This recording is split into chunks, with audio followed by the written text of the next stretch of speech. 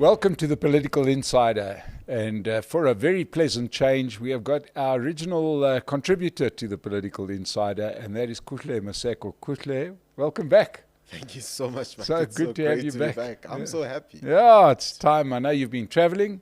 It's not because we don't want him yet, it's because he's got better things to do. But now he's going to share some pearls of wisdom with us.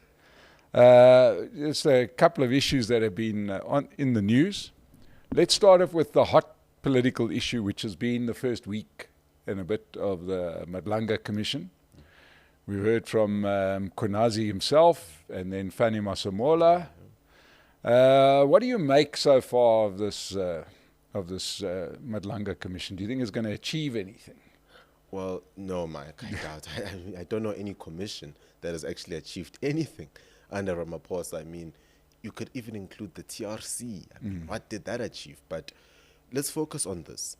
Fanny Masemola came out and said something about the Gauteng task team and SAPS being useless. You know, he went as far as insinuating that they're useless. Now, I think the one thing that I've gotten from this whole commission of inquiry is it speaks about the devolution of powers. You know, when the DA used to say we need to bring down policing from being a national department to being a provincial department, I think that's key. I mean, I'm listening to Mkwanazi, and you sort of realize that if this guy had more authority over the SAPS in KZN, quite a lot more would be done. And I think Mkwanazi dropped quite a few bombs indirectly, you know, saying that there's more information that he has not released. You know, he has sort of insinuated at that. So I guess the only thing that we would have gotten as citizens out of this Madlanga Commission is we are now sort of more aware. But will anyone be held accountable? I doubt it. Yeah, look, I suppose the people that come out of this with the biggest questions to answer, it seems like so far, and we've heard pretty much from one side of the story, and three names kind of come to mind. In fact, four. First two are together, and that is the current and former police minister, Bekitele and Senzo Mkunu, who both seem to have serious questions around meddling in the police activities, and much like we had in the budget. I know it's weird to link the one with the other, but what the whole budget debate, to my mind, seemed to show when we had that earlier in the year was to make us better understand what the budgetary process was. Now you kind of get a better sense to understand where policing ends, or what's the job of the police, and where the police minister should get involved. And quite clearly, both of those police ministers went way past their mandate as ministers. Well, Mike, look, we've got to look at it like this, you know. The GNU has done one thing, and I've always said this. It has exposed the rot. You know, we thought we had seen it all with state capture under Zuma. You know, back then with Ria Pieja, we thought we have seen, there's nothing more that you can see besides this. But we clearly are watching a film with this whole lot. You know, it goes beyond this. It goes to even Emma Powell with Mcebisi Jonas being persona non grata. So many things have been exposed within this short space of time after last year's general election.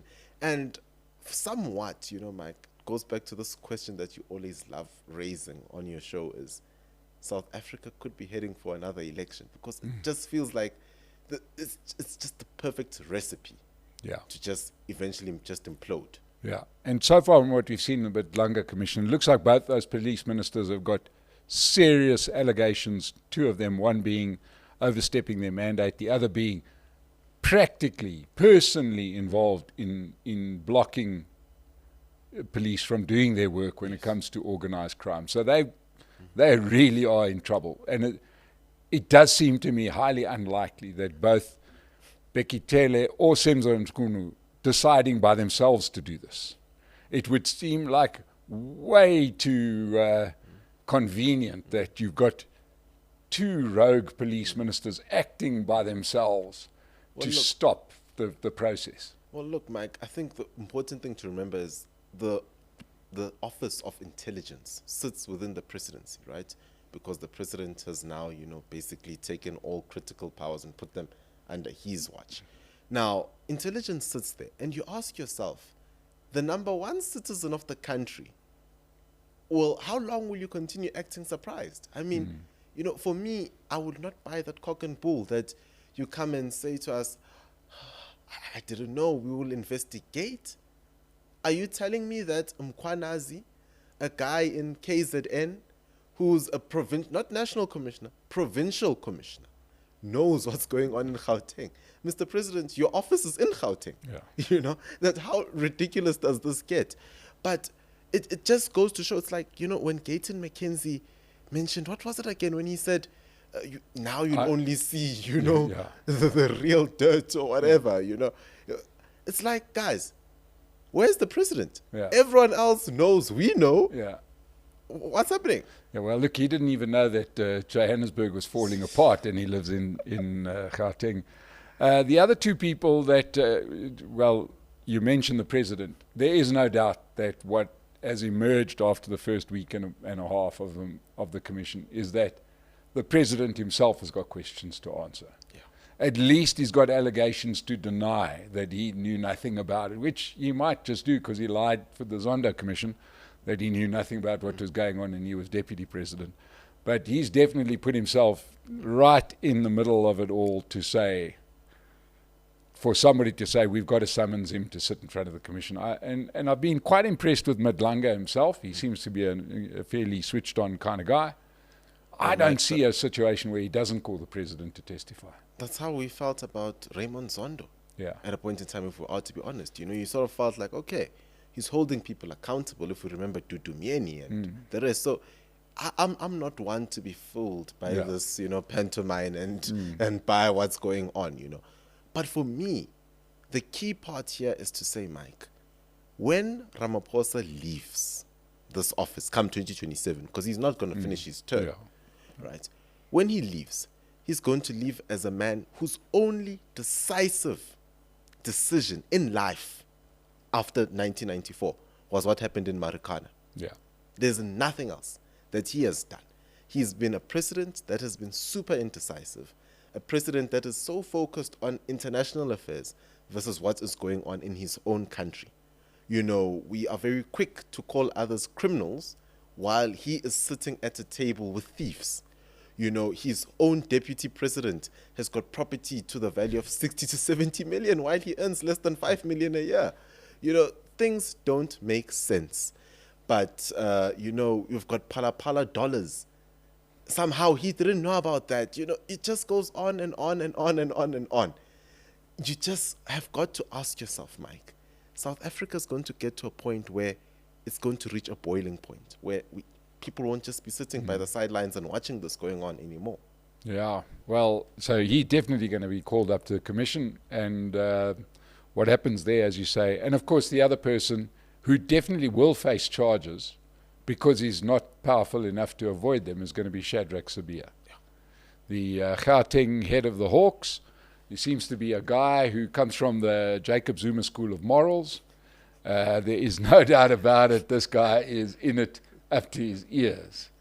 And he tried to get the commission shut down. He tried everything, but he's... But Mike, just on a funny note, you know, when you look at Shadrack Sibiya, Fanny Masemola, and Bheki Cele, don't you ever look at these guys and think to yourself that as a country, this is the perfect cast for the Italian mafia? Like, you know, Bheki Cele with the hat, and we all somehow just missed all of this, that this is the mafia itself.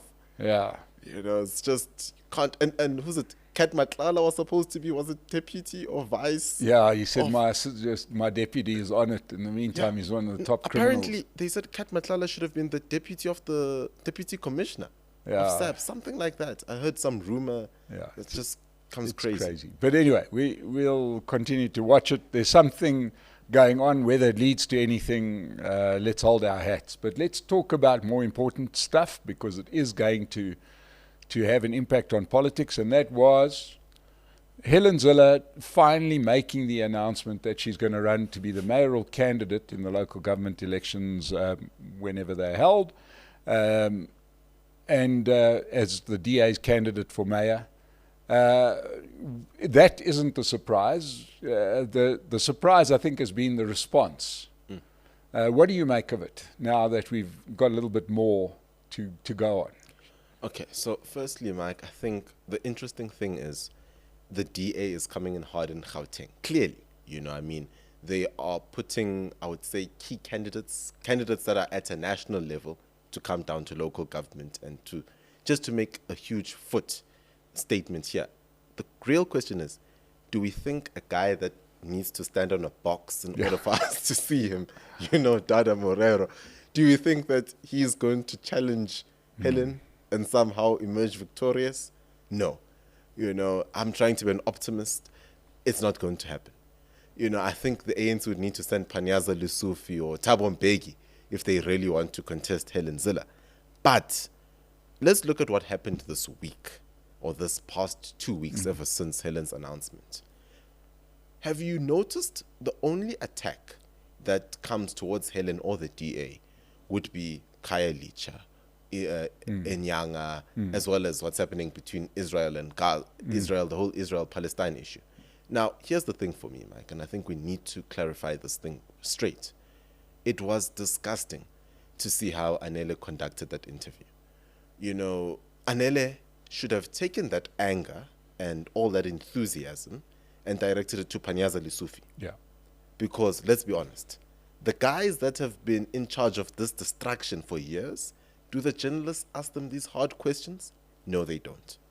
But when someone who was voted best mayor, not by South Africans, by the world, yeah, right, comes in, we say, no, we've got issues. All of a sudden, she's white. Oh, no, she's old. Oh, this, oh, that, The bottom line is South Africa at large needs to learn whether the cat is white or black.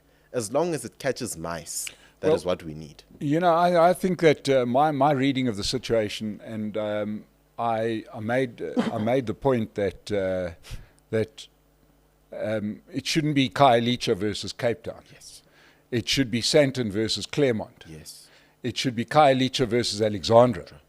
And then it's a different discussion because, hey, there's every city in the world, even in the fanciest place, has got its upmarket areas and its lower middle class areas, and they don't compare well to each other. That's just the world. That's just sadly the way it works.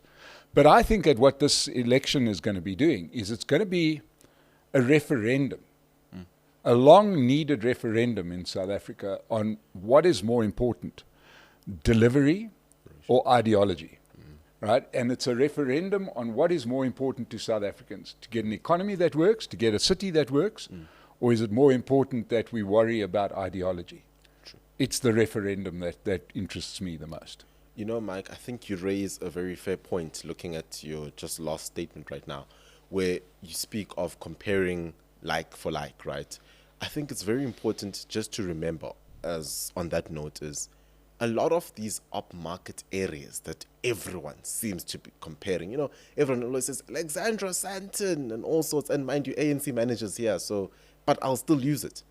The bottom line is places like Sandton and Camps Bay are developed by private sector, not by government. There's no government building in Sandton that is going to be erected, No. So, and going back to the point is, there are poor people everywhere.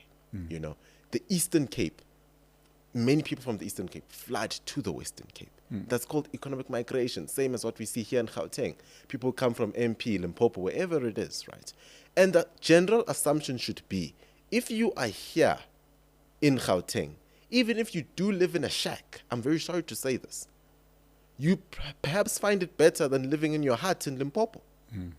You perhaps Otherwise, you'd stay. Yeah, you'd stay there and just live a life in the countryside, right? But going back to what you're saying, Mike, this is perhaps going to be the first election where I think as a country, Gauteng is going to lead by example, where people will be voting on service delivery versus racial politics versus ideology. They're going to have to choose between one or the other. Yes.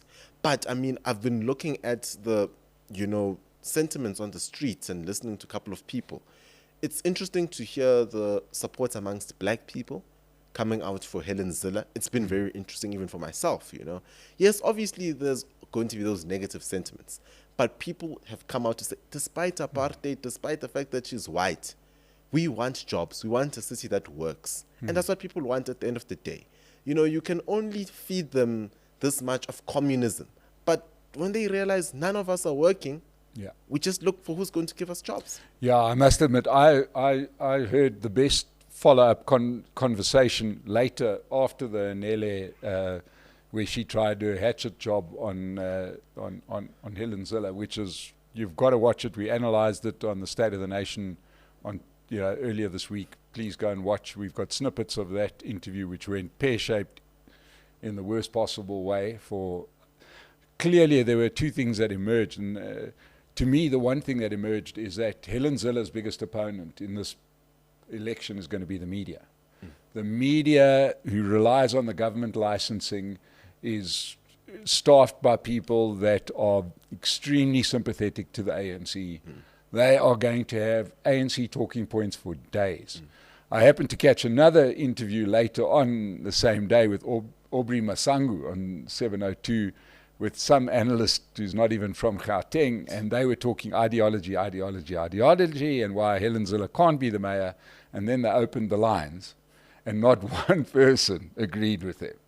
And none of the callers were white. They were all black callers that said, look, we just can't have sewage running through the streets any longer, and this not working and that not working. Well, we don't care, she'll fix it. Just to say on the media part, there's been no media company in South Africa, or legacy media house, should I say, that has not been loyal to the government. Any government.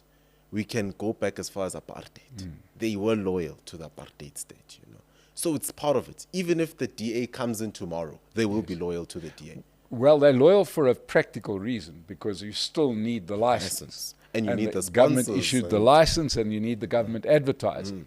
So if you're running a radio station, you can't antagonize the government. If you're running a newspaper, you can't antagonize the government because you rely on them for advertising.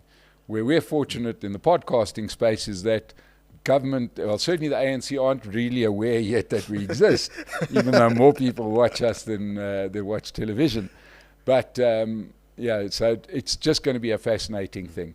As this develops, how big an impact can she make electorally? Do you think she can get, let's not forget that the ANC is very unpopular, but the DA is not exactly doing too well in Joburg. Its high point was 2016, 34%. Last election, only 25%, thanks to Herman Mashaba's launch of Action SA, which did well, 16%. What do you think is the best outcome under Helen Zille? So, Mike, firstly, it depends. Is Herman Mashaba running for mayor? That is a very important question that will link if Helen does actually, how far Helen can get in terms of percentage-wise. Because, I've actually gone through a study that said Action SA is actually Herman Mashaba. So let's say Action SA doesn't put Herman Mashaba forward as the mayoral candidate. I'm putting them out. I'm already cutting that out. That support is coming to the DA. And I'm being objective here. Let's imagine that he does run. It still creates a little bit of a tricky situation, especially in the townships. Not in the suburbs, in the townships. But I do expect for Helen to pick up votes in mainly places like Soweto. There are many liberals in Soweto that don't believe in the ANC, that are pro-Judeo-Christian, that are just capitalist and care about a working, city. Same as I do predict that Helen could pick up a lot of votes in the Braamfontein area. There are a lot of Wit students who historically would vote for the DA, So I do see her growing the party's supporter or voter base. Naturally, it's going to happen, even if it was not her. But the question would be, how far does she get, My analysis is, I think on a good day, and being realistic, would be somewhere between 35 to 40. That is for me. 35 to 40, and I think that would be good for Helen. I think it would have grown the DA. It would have given the party a bit of a base in Johannesburg to sort of try and keep. Because the thing is, Action SA still has a base. I mean, I'm not sure if you saw their last by-election. They got about 22% or 23%. They even beat Mkhonto Wesizwe in Soweto. So they've actually shown that they are somewhat still a party to really look at when it comes to Joburg politics. And I think one thing must be remembered about Helen Zille, specifically the person. I don't think she'd see out her term if she did get elected mayor, because she's not getting any younger. But she was very, very deft at handling the coalition drama when she was running a big coalition in the city of Cape Town. We saw that, for example, Mpopolati, even Celia Brink in Tshwane, had difficulty managing coalitions because they're not Helen Zille. She is that person that everybody is scared of, but she's fair. And you get the feeling that some of those coalition partners wouldn't get away with the divisive issues that they raised before. And I think another thing in the favour is one thing that we should keep an eye on is that the next election could be the decimation of these small parties. Yes. You know, Mike, I think you raised a very important point, and what I was going to raise in your last part now, where if you look at Helen Zille's coalition back, you know, in Cape Town during 2006, where she got about 42% and got a bunch of other parties to join, was, well, back then, you know, the whole thing of we are joining politics for a job, or this is just an employment scheme party, that didn't really exist back then, you know. Firstly, parties back then sort of had a constituency, had proper parties with decent amount of votes, and, you know, it just made sense. Now, the thing is, you look at City of Johannesburg, Mike. It's City of Johannesburg and eThekwini, just out of interest. Did you know that there are 19 parties that have got one seat? 19. One seat. Imagine, 19 councillors that each got a mandate from 1,200 people. That's a high school. And they're the guys that swing which way the coalitions go. I mean, this links back to Action SA and the PA saying that, okay, we'd be ready to work with the DA again. Mike, this instability is there. It's bound to happen. Do I think that Helen is going to have an easy ride from 2026 to 2031 this term? I don't think so. I'll be lying if I would say that. And Mike, remember one thing. Joburg is a very corrupt city. Many people from parties such as the PA and Action SA have gotten positions. Yes, and EFF have gotten positions within various entities in the city of Johannesburg. Remember Charles Cilliers, one of the, I don't like him, but nonetheless, Charles Cilliers sits on the board of JRA. He was also on City He's Power. the chairman of Patriotic Alliance. Yeah, chairman of Patriotic Alliance. And while he's chairman, he sits on the board of the city's MOEs. He even sits on Johannesburg Roads Agency, which happens to be Kenny Gunene's department.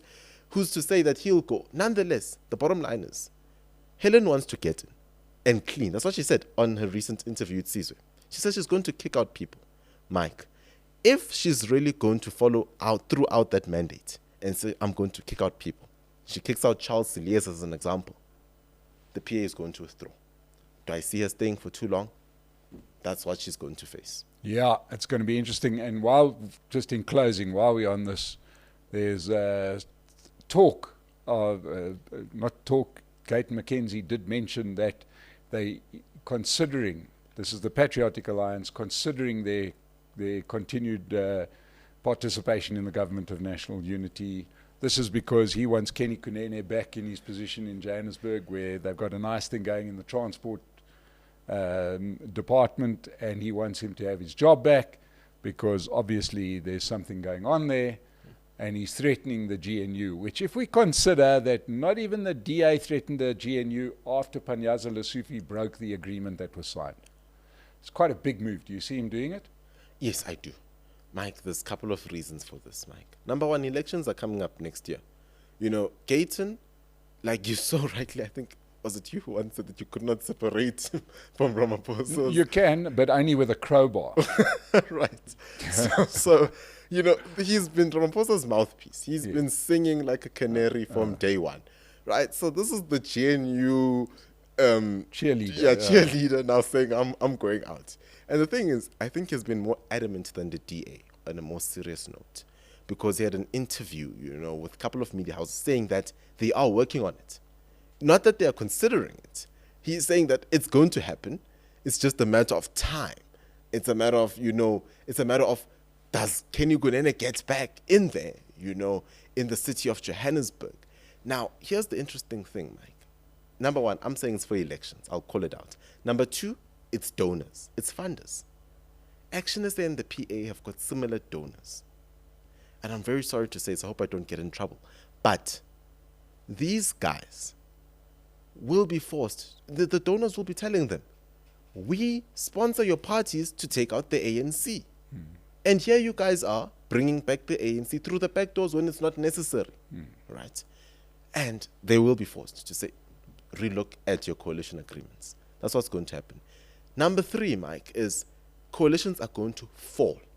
Because remember, what did Gayton say? It's not just the GNU.